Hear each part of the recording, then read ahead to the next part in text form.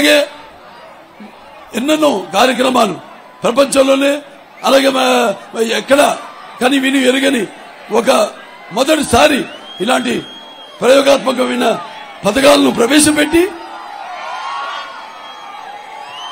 మన ఘనకీర్తిని చాటిన అభినవ అంబేద్కర్, అభినవ భగీరథుడు నందమూరి తారక రామారావు గారు. సరే, అలాగే క్యాపిటేషన్ ఫీజు తీసేసి పేదల వద్దకు విద్య ఏదైతే ఉన్నతమైన విద్య ఉందో ఉన్నతమైన విద్య దాన్ని అందరికి అందేలా చేసిన మహానుభావుడు.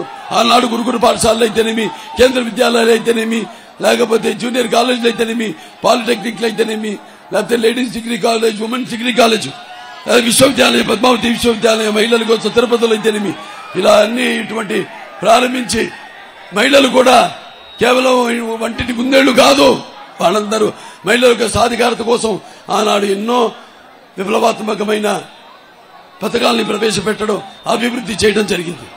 ఆ తర్వాత చంద్రబాబు నాయుడు గారు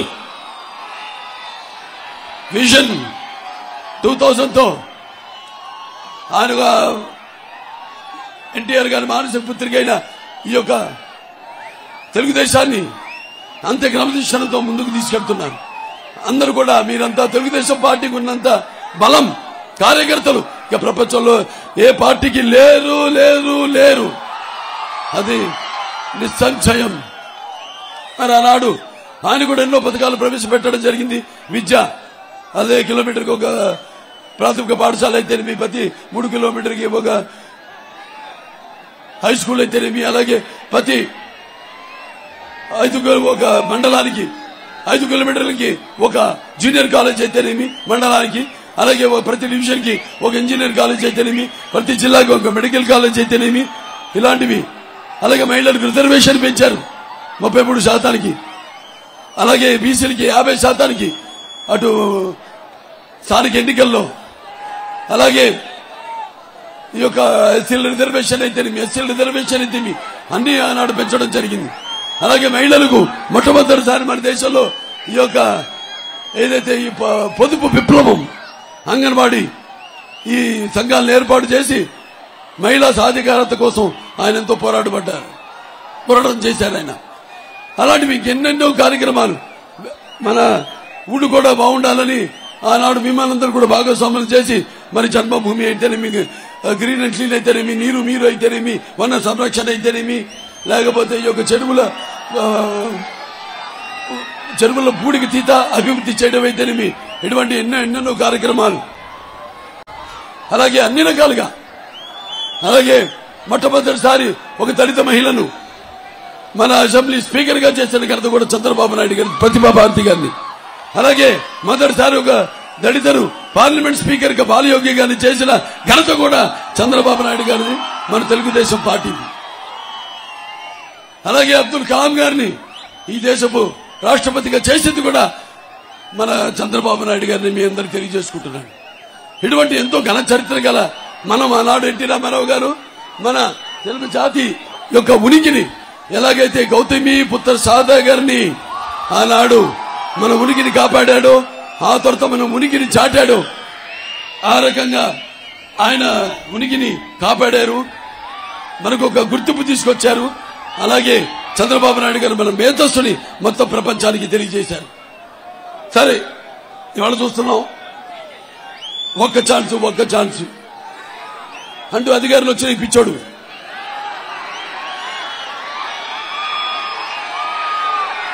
గార్ధబొమ్మను గేల, కస్తూరి తిలకమ్మ మరకటమ్మను గేల, మలయజంబు శార్దూలమని గేల, శుష్కర భూపంబు సూకరముని గేల, సూతబలము మార్జాలముని గేల, మల్లెపూ దండ, గుడ్లగూప గేల కుండలములు, మహిషాని గేల నిర్మలమైన వస్త్రములు, భగసంతతి గేల పంచనము. ఈ వెధవుకి కనకము సింహాసనపై ఒక కుక్క, శునకం, ఆ కుక్క కింద పనిచేసే కుక్కలు. అది ఇవాళ మన రాష్ట్ర పరిస్థితి. అంటే మనం చూస్తాం మహానుభావుడు ఎలా ఉంటాడు.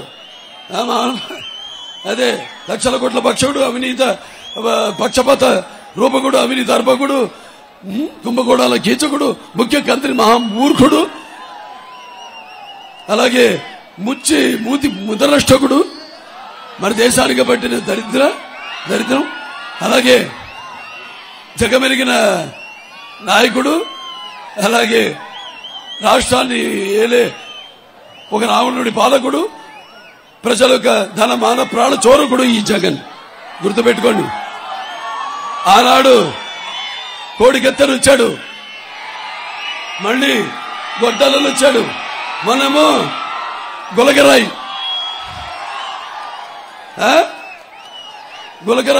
మరి ఇతను మాటలు అతని దెబ్బలు ఎవరు నమ్మకండి. మీరు నమ్మానంటే మీరు మోసపోతారు. ఇది 100%. మొన్న అతని చెల్లెలు, అదే మన వివేకానంద రెడ్డి వాళ్ళ కూతురు, అన్నా ప్లాస్టర్ తీసే అన్నా సెప్టిక్ అవుతుందంటే తీసేశాడు, దెబ్బలేదు. అబ్బో, మా అందరికంటే కూడా పెద్ద నటుడు. అయ్యో, మేము పనికిరాం,